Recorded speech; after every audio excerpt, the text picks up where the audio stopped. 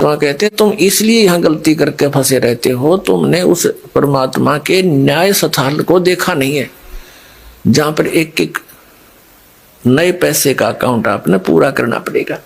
जो किसी का बुरा किया है, किसी का लिया है, दिया है, वह पूरा करना पड़ेगा तुमने।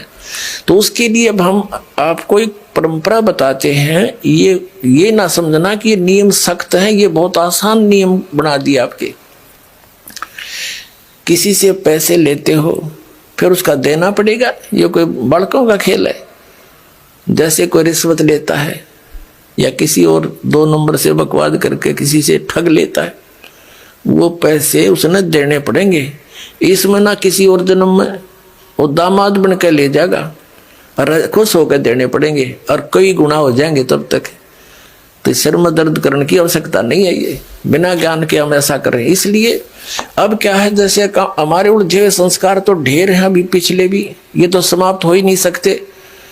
यदि ये विधान हम माने इन अज्ञानियों का कि प्रारब्ध कर्म और संचित कर्म जितने भी हैं ये तो भोगने ही पड़ते हैं, और फिर मोक्ष कैसे होगा, अंत कैसे होगा, ये हमारा आपस का संस्कार अंत नहीं होगा तब तक हम मुक्त नहीं हो सकते, फ्री नहीं हो सकते। उसके लिए परमात्मा ने विधान बताया है कि एक ऐसा मंत्र दूंगा, उस मंत्र की कमाई से आपके पुण्यों का तो ढेर लग जाएगा, और जो पाप आपके होंगे उनको मैं कैंसिल करूंगा अपने कोटे ते, अपनी ताकत ते, आपकी श्रद्धा देख के, आपकी आस्था देख। कहते हैं जब ही सतनाम हृदय धरो भयो पाप को नाश, और जैसे चिंगारी अग्नि की भाई पड़े पुराने घास। तो 1000 टन सूखा घास पड़ा हो और उसमें एक माचिस की सीख जला कर लगा दे, सारे को फूक करके ढेर बना देगी, राख बना देगी, और चलेगी तेज हवा, उसको उठाओगे कहीं की कहीं फेंक का होगी, फील्ड क्लियर हो जाएगा। तो कहते हैं जैसे सूरज के आगे बदरा ऐसे कर्म छयारे, और प्रेम की पवन करे चित मंजन झलके तेज नयारे।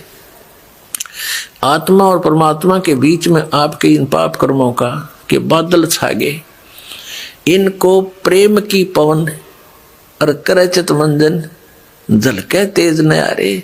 जैसे सूरज के आगे बादल ऐसे कर्म छयारे, और प्रेम की पवन करे चित मंजन फिर झलके तेज नयारे। एक मंत्र दिया जाएगा आपको, आपके पापों का नाश करेगा। आपके जो पाप नाश हो जाएंगे, आपके हृदय में एक विशेष कसक बनेगी। भगवान की चर्चा सुनते ही, प्रारंभ होते ही, उसका नाम शुरू होते ही, कहीं पर भी चर्चा सुनते हो तो एकदम गदगद आत्मा होगी, आंखों से आंसू टपकने लग जाएंगे। तो वो प्रेम की पवन है, प्रेम की हवा चल पड़ी, और फिर वो साफ कर देगी आपके सब दुर्गुणों को, और संचित अपराध है उनको भी, और प्रारब्ध वाले कर्मों को भी ये मंत्र नाश करेगा। तो कहते हैं इस प्रकार। तो यहाँ जो हम अपना जो संस्कार है अब आपके जिसके भी जैसे हैं, अब इसको परमात्मा यही निमटा देगा आपके। जैसे अब हम करने परमात्मा के आदेश से होगा। बच्चों, जीव के बस का नहीं है। कबीर भगवान की रजा बिना ना तो समाज सुधार हो सकता। ये समाज सुधार का ठेकेदार बताया करते, समाज सुधारक देखा करते, मैं ऋषि दानंद जैसे, उन जैसा विकारी प्राणी नहीं था, और उनसे आशा करते थे कि वो समाज सुधार करेंगे। भांग वो पीता था, तम्बाकू सूंगा तम्बाकू खावे और हुक्का पीवे, नंगा रहे, अबरक भस्म खावे और चाय पीवे 150 वर्ष पहले। तो कहने का भाव ये है, किसी जीव का दोष नहीं, यू काल किसी के पंजे नहीं टेकने देता। ऋषि में ऋषि फेल कर दिए। विश्वामित्र जैसे राजा था, विश्वामित्र राज त्याग कर जंगल में जा बैठा, घोर तपस्या करने, रास्ता था नहीं इनके पास, परमात्मा का साथ नहीं, काल इसके इनके इर्द गिर्द रहता है, इनकी बकवाद को तुरंत खराब करने के लिए साधना कर रहा था। ऊपर तो एक उर्वशी भेज दी औरत खूबसूरत, वह वहां इधर उधर बैठ कर लग गई अदाएं करने। विश्वामित्र छोड़ दिया सारा, भक्ति उसका पीछा हो लिया। एक लड़की को जन्म देकर पटक कर उसके बारने आ गए। 6 महीने की हो रही जब पकड़ रही सी तेरे लड़की को, और अब तेरा और मेरा इतना मतीस से काम आई थी। बता,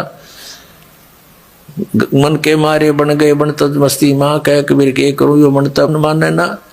जंगल में टिंडे लेने गया था घर छोड़ कर, और यो काम करना था। अकल है तो यू काल ना टिकन देता। ये जीव के बस की बात नहीं, ये तो परमात्मा साथ रहेगा, काल को दूर रखेगा, दुर्बुद्धि से बचाएगा। ऐसे ही इन महर्षियों ने कोशिश की समाज सुधारण की, लेकिन तो खुद ना सुधर सके और उनके खाक सुधारेंगे तो इनके बस की बात नहीं थी। ये काल इतना प्रबल है। ये तो कहते हैं काल डरे करतार से, जय जय जय जगदीश, ये जोरा जोड़ी जाड़ता पगरज डार शीसे। कहते हैं काल डरे करतार से और जय जय जय जगदीश, और जोरा यानी मौत परमात्मा के जूते साफ करती है, और पगरज डारे शीश कबीर परमात्मा के आगे कहते हैं ये मौत और ये काल है, उसके आगे करबद्ध हाथ जोड़कर खड़ा रहता है।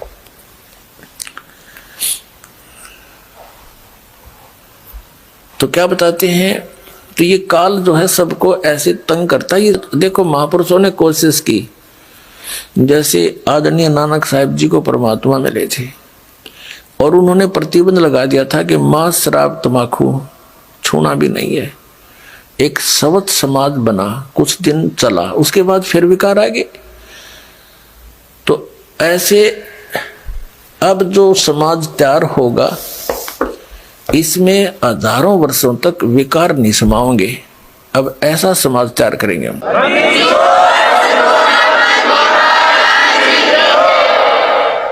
बीड़ी, मांस, तम्बाकू, शराब, सुल्फा, बुकी, ये जो बुराइयां हैं ये समाज से ग्रहण की और काल ने लगवाई, क्योंकि इसने करवाना है ये ऐसा कर्म अपना टेस्ट बनाने के लिए। तो अब धीरे धीरे ये समाज हमारा बहुत ज्यादा विकसित होगा, बहुत फैलेगा, और जब अच्छे समाज की अधिकता होगी 90% लोग तो देखम देखा अच्छाई में लग जाते हैं और 90% बुराई भी देखा देखी किया करते हैं। जैसे हमने देखा जो बच्चे हमारे साथ पढ़ा करते थे उस समय वो कोई भी बीड़ी, शराब, मांस, तम्बाकू टच नहीं करते थे।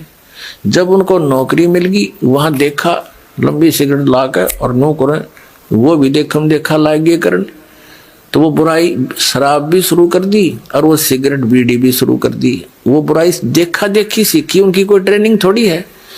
तो ऐसे ही हम देखा देखी बुराई पर जो लगे थे अब उसको छोड़ेंगे, और इस ज्ञान के आधार से इतना दृढ़ हो जाएंगे, हमने विष दिखाई देगा रिश्वत लेना या दहेज लेना और देना। अब ये दहेज क्या है, अपनी बेटी पर भार लादना है, और जो लेने वाला है वो अपने सिर पे वजन रखेगा।